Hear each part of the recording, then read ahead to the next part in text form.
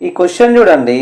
రూపాయలు 20,000పై 2 సంవత్సరాలకు 10% వడ్డీ రేటు చొప్పున అయ్యే చక్రవడ్డీ మరియు బారు వడ్డీల మధ్య తేడా.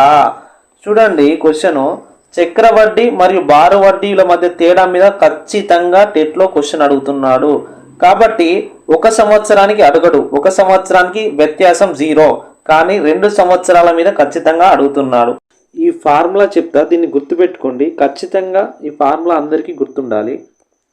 D is equal to P into capital R/100 whole square.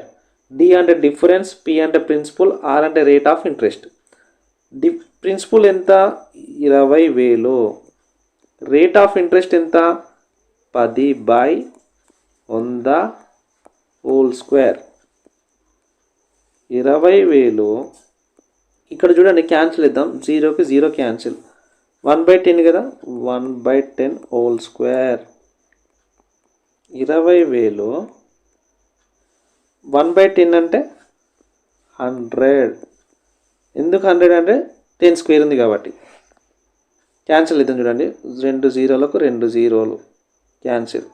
200.